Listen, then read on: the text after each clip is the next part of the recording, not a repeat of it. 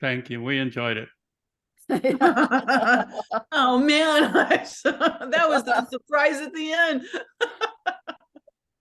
I can't do anything right. Oh my God, I forgot to put my phone on silent. All right. We are going to talk about architectural photography today. Ooh. And I'm gonna minimize that.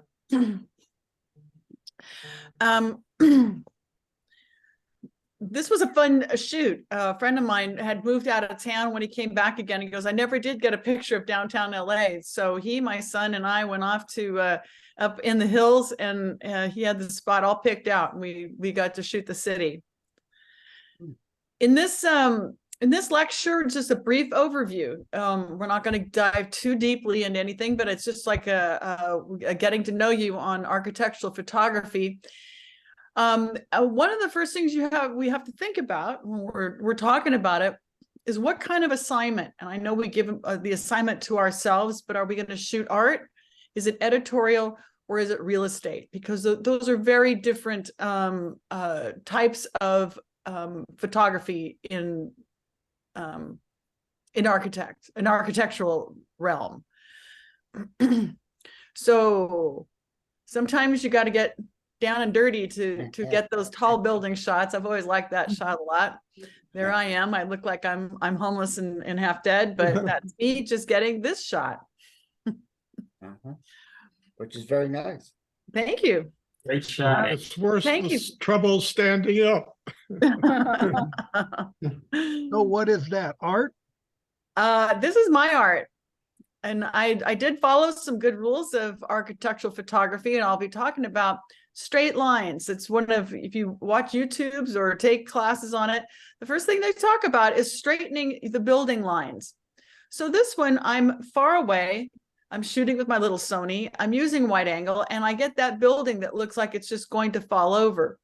Well, you can go in and straighten that up. I lose a little bit. There's other ways to not lose it, but it's the easy way, and I did it just in Lightroom, is to straighten that building up.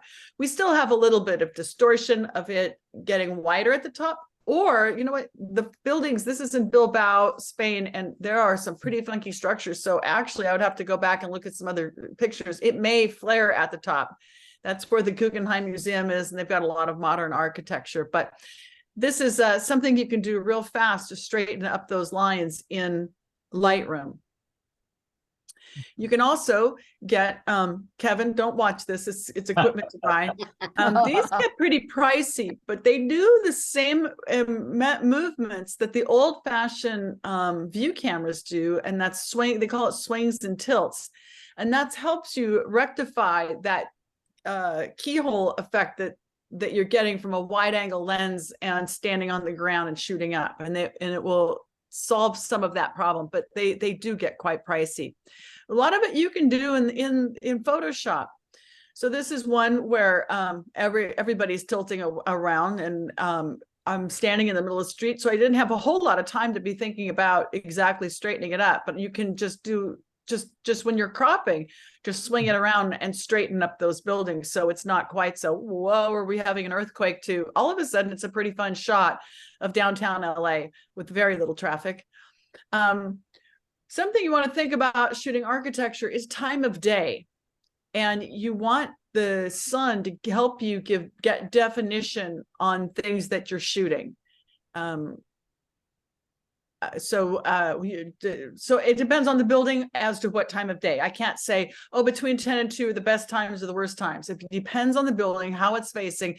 But it's if it is a job and it's or an editorial job, you want to really show the best look of that building. You want to get some cross light on it so you can have some definition of what the architect was doing on the details of the building. Then this would be a detail of a building. This is the Guggenheim Museum in Bilbao. And since it's just a portion of the building, that would be called a detail. I'm not catching the whole building. And this is built by Frank Gehry, who's a pretty popular photographer, architect. He's also done some lines for the kitchen and utensils and things like that, but he's very modern. It reminds me of the Disney concert hall. Same architect, Yeah, right? It's the same guy. Right. yes. And I thought the light was really describes the feel of this building. I came by at noon. It just looked like a big silver building. And now as the sun was going down, it looks like a gold building because it reflects what is happening in the sky. Wow. Here's another detail shot. I put that in for John Bolin. I hope you appreciate that. I asked the guy for a yellow shirt and he had it. He had it. Okay. Cool picture. Yeah, Right. this one is beautiful too. Something for these are all exterior shots that we're talking about so far, and this is a home that's for sale. And in the old days, we would wash down the concrete. And I have had a job when I was like first at Art Center and before Art Center, where I would go out with architectural photographers, and my job was to wet cement. That's what I did with a hose, and I had to get the hose out of the shot because we were shooting film, and I had to stand in the background because that concrete on a beautiful day would start going in dry spots, so I would be in there to water it. But now we can do it in the computer, and you can add a reflection, which makes it look wet, and it helps to start kind of camouflaging some of the, like maybe small cracks or a stain in the concrete, but that's just enough of a reflection in the bottom to make it feel like it's been washed. That's why movie sets have water trucks. Yeah, right. So they just keep doing it. It does look better. It looks way better. Well, here's a I went onto Zillow and found what people do wrong. And boy, just from what we've talked about, we could straighten some lines. We could wet down cement. I haven't talked about getting rid of junk if you're going to shoot architecture, but boy, they've got like a truckload you could just get out. What we do on a photo shoot is you just put it behind the camera. And then when you're ready to turn the camera around, you got your assistants to go push all this stuff around. But it's easier if I would get rid of, can you see my cursor by the Yes. VW? Yeah. Okay, I would get rid of all of that. I would straighten up whatever is behind here. I probably would drag that table out a little bit so you can see it better, wet the cement down. Don't use such a wide angle lens that it's dropping off to the left. It looks like the whole concrete backyard is out of kilter, which is bad. I don't know. This is a door that should have been closed because whatever we're looking at, refrigerator handles. Oh, good God. This, but this could, if you were a photographer hired for a listing for real estate, I mean, seriously, you could dress this up really quickly. Mhm. Okay, on to the next. Another one. It's just somebody did it themselves. It's not a bad looking house, but we're shooting right into the sun. So you can go in and use your dehaze slider, which would help it, but it's showing what a horrible roof it is. If you shoot this at a whole different time of day, not at noon, I think, or probably the sun would come up to their back at this street. I would shoot it in the morning and just get it all different light, because you have the shadow coming towards you on that big hedge, and just the time of day would have improved this shot a lot. Mhm. A lot of people selling their homes want to just use Google Maps, and this is what you get. When the house, when it was professionally shot, looked like that. I mean, what do you think is this was my house that I sold, and it doesn't look like I sold it for $960,000. This does not look like a $960,000 house to me. Huh. That we're getting there. But I hired a photographer because I was exhausted at the time from getting this house ready to put it on the market. And so this is what he did it at twilight. Wow. Just you think it's dark, but it's not quite. And he got so much color in the sky, and we turned on all the lights and made it look really magical. That But was I so think- welcoming. Yeah. I think from this to that, it's just taking pictures, it's what we do. Okay. this is another house that I sold, and I just like the night shot of it. And if you're going to shoot architecture at night, go turn the lights on, go turn the inside lights on, and open the windows, the blinds, because you would never live like that. I hope not. I mean, it's dangerous to have people being able to look in, but it looks very welcoming to be able to see inside that house, just some other lights that are turned on. Mhm. Here's another night shot. I was shopping for architecture stuff on the internet and came across this and thought it was beautifully done. I mean, they didn't wet down the cement, but I think it might have been more troublesome, and they wanted to show that design that they put in. Hang on a second. I got to tell my husband, I fed the dogs already. Thank you. Okay. I didn't want fat little dogs getting fed twice. They've got the fireplace going, which is very welcoming. They've got, I think they've added lights down in the right corner. You can see the stone is really lit up, and I don't think those are landscape lights because it's so high up. We're up the second story, so I think they've got added lights in this shot. Sometimes the lights for the landscaping gets a little too low, and they've got a bunch of light thrown back into this place. And do you see that curved roof line? Underneath that is it's got a bunch of light coming up. So I think they've got some pretty big floodlights heading back up, or spotlights heading back up underneath that, under that curved roof line. But it's pretty shot, and they balanced the sunset. But they probably did a mask, right? They maybe shot a couple shots, put them together, and got that sunset. Or we know how to do a mask on, Lightroom. Okay, we're going to move into interiors. And when you're shooting interiors, less is more. I can't stress it enough. I almost debate if they should have left that napkin there, but it's beautifully done. It's still not sterile because they made those pillows kind of overlap. They've got the nice plant in the corner that breaks up that big blue curtain. You can just feel the fresh air from that big door that's opened. It's a really beautiful interior and a really beautiful shot of that interior.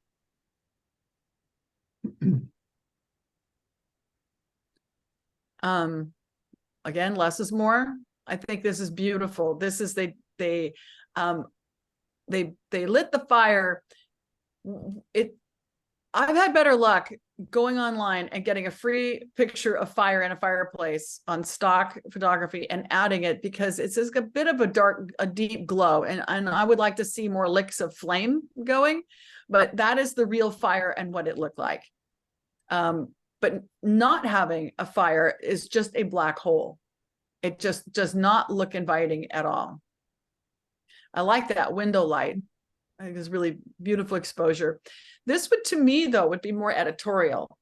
I would see this more as something in a magazine with, how to use, monochromatic and paints and very little, minimal color in your house. I mean, basically, you've got two colors. It's that red on the wall that they've got in the painting, and then that kind of pink sofa. Yeah, it could almost be an ad for Sherwin-Williams paint. Right. So, right, exactly. But not a good one to sell the house on. It's a bit too dark and scary. I think it needs an elk mount above the fireplace. Yeah, that would be good. Or a fish, one of those big. Big marlin, yeah. Yeah. This was the interior of the house I sold, and he was telling me how he gets his camera level at the tabletop. And he goes, I'm a little higher here because it's a bar top, but he doesn't go up and then shoot down because he wants to show the ceiling and the lights in the ceiling. And he showed me, and it's a bunch of forced floor, and it was odd when you just look down. So he says, rule of thumb, just get your camera at the level. So let's take a look at the camera angle here. So we can kind of barely see the tops of those chairs, and those chairs are quite low. And so his camera is just a little above his waistline.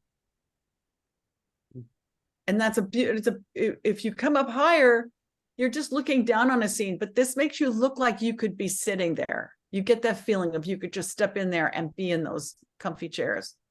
Where's the fire? Oh, you're right. Don't you think it would have looked better with a fire in it? Yeah. Yeah, I absolutely think that they missed it. And once you start, replacing that, putting that fire in, and you do the free transform in Photoshop, you can kind of make the fire look like it's at an angle and it would fit right in there. It was, there's a missed opportunity. Good eye, Steve.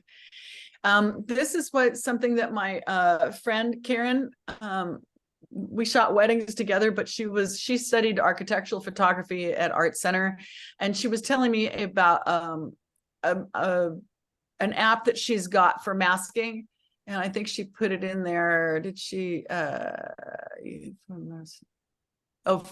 Photomatics. Yeah. Photomatics. And she says it's about $100, and it's if you just stand there and you do your bracketing. So you shoot for the furniture, you shoot for outside the window, and then you shoot it.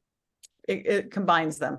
We can do that now. We can do a lot of masking. You don't have to go get an app to do, but if you're going to be doing a lot of real estate photography, it might be really a lot faster to do it through this app.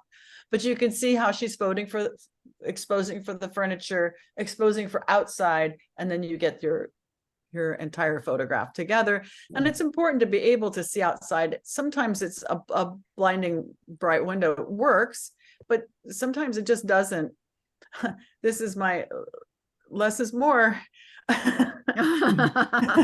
Where does your eye go? Oh my God. And I got this off a real estate site, and you can't even tell how big the room is. And that's what you were trying to show people, is how big is your room. And everything is beautifully done. It's very tasteful and real cute. It's they call this look boho. But very uncomfortable eating this way. Oh, for old people, when you're young, it's really cool. Unless you're Japanese. Yeah, That's you can still Korean. cross your legs. But they do have it lit well. I mean, the photographer did light it very well. There's really a lot of light at the front, and it's kind of balanced with that big window, and those are actual candles burning, and they did throw a little fire in there. So they were following the rules, but the photographer was probably handed this scene, and the girl said, "Isn't this cute?" And he's like, "Oh my God." Ah. Again, look at the camera angle. It's quite low. You'd have to bend down to get your eyes down that low to skim over the top of that bar stool. It looks much better than it would have if it shot at eye level. Yes. Easy to imagine the difference. Mhm. So they've got a pot rail that they hang those nice, beautiful copper pots that help break up that window.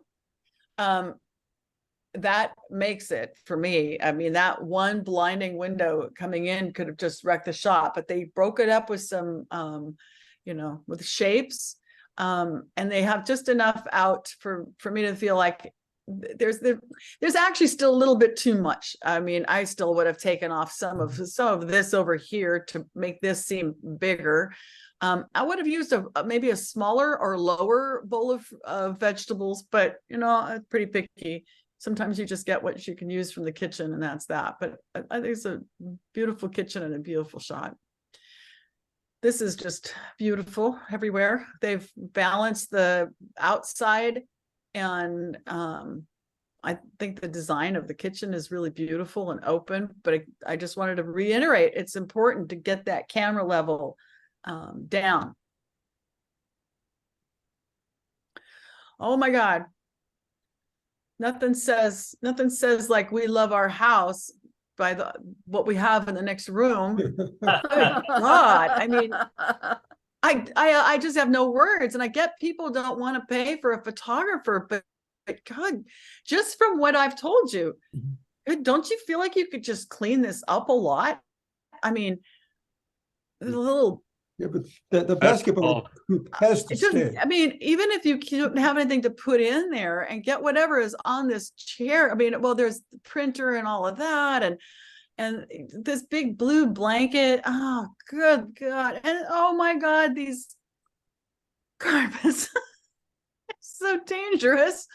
So don't you feel that just from what we've talked about, you'd have an idea to start cleaning all this off and up and take out those carpets? I mean, just, oh gosh.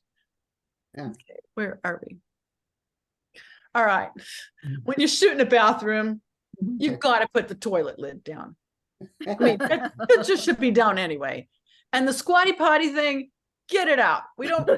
We just don't need to tell people that much story. I mean, I know I say let's tell a story with our pictures, but this is too much story of the wrong story. I just take it all of that off. Can you imagine if you just did those few things, put the toilet seat down, get the squatty potty out, and get all that stuff off the back? Oh, it's not such a bad bathroom. It's got some mold issues, but at least you would get a feeling it was much bigger. Okay.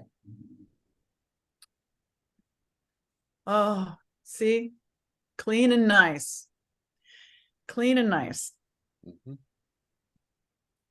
And this was done by the owner. And I have to say, I think they tried as hard as they could. And it's pretty darn good. They got the toilet seat down, very few little tchotchkes. I think that works for a homeowner's attempt to do it their own self. Okay.